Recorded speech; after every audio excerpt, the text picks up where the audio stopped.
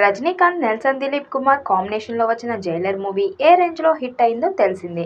రజనీకాంత్ అయిపోయిందని, ఆయన సినిమాల నుంచి రిటైర్మెంట్ తీసుకోవడం బెటర్ అంటూ విమర్శలు వినిపిస్తున్న వేళ ఎలాంటి అంచనాలు లేకుండా వచ్చిన ఈ సినిమా బాక్సాఫీస్ షేక్ చేసింది. ఏకంగా 600 కోట్లకు పైగా కలెక్షన్ సాధించిన విమర్శలకు నోళ్లు మోయించింది. దీనికి ముందు నెల్సన్ దిలీప్ కుమార్ డైరెక్ట్ చేసిన బీస్ట్ ఘోరంగా ఫ్లాప్ కావడంతో పాటు తీవ్ర విమర్శలు పాలైంది. డైరెక్టర్ పై అందరూ నోరు పారేసుకున్నారు. అలాంటి నెల్సన్తో రజనీకాంత్ సినిమా చేస్తున్నారంటే ఇక ఈ సినిమా పని ఖతమైనట్లే అని కామెంట్ వినిపించాయి. అయితే అందరి అంచనాలు తలక్రిందులు చేస్తూ జైలర్ మూవీ సూపర్ హిట్ గా నిలిచింది.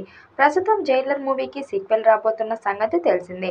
ఇటీవల కేరళలో ఓ షెడ్యూల్లో పూర్తి కాగా ప్రస్తుతం చెన్నైలో షూటింగ్ జరుగుతుంది. తొలి పార్ట్లో రజనీకాంత్ కి అండగా నిలిచే వ్యక్తులుగా మోహన్ లాల్, శివరాజకుమార్ అతిథి పాత్రల్లో మెరిశారు. వీరికి యాక్టర్ సీక్వెల్ కంటిన్యూ అవుతున్నాయి. ఈ క్రమంలో మలయాళ స్టార్ మోహన్ లాల్ తాజాగా జైలర్ 2 సెట్ లోకి అడుగు పెట్టారట. ఈసారి ఆయన క్యారెక్టర్ మరింత అదిరిపోతుందని డైరెక్టర్ నెల్సన్ హైప్ పెంచేస్తున్నాడు.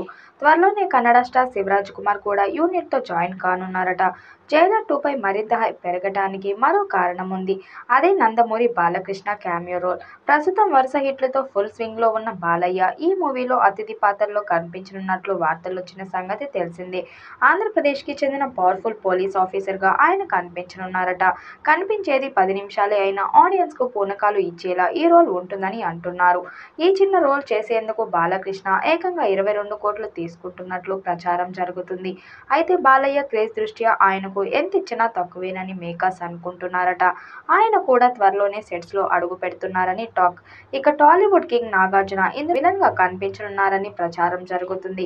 హీరోగా ఇటీవల కాస్త వెనుకబడ్డ నాగార్జున క్యారెక్టర్ ఆర్టిస్ట్ గా మారిన సంగతి తెలిసిందే. ఇటీవల వచ్చిన కుబేరాలో ఆయన కీలక పాత్రలో కనిపించి మెప్పించారు. ప్రస్తుతం రజనీకాంత్, లోకేష్ కనకరాజు కాంబోలో తెరకెక్కుతున్న కూలీలో అదిరిపోయే రోల్ చేస్తున్నారు. ఈ మూవీ ఆగస్టు 14న రిలీజ్ కానుంది. ఈ నేపథ్యంలోనే జైలర్ 2లో విలన్ క్యారెక్టర్ నాగార్జున చేస్తే బాగుంటుందని నెల్సన్ అనుకుంటున్నాడట. ఇందుకోసం నాగార్జునకి కథ కూడా వినిపించాలని వార్తలొచ్చాయి. అయితే దీనిపై నాగార్జున గానీ, జైలర్ 2 మేకర్స్ గానీ ఎలాంటి క్లారిటీ ఇవ్వలేదు.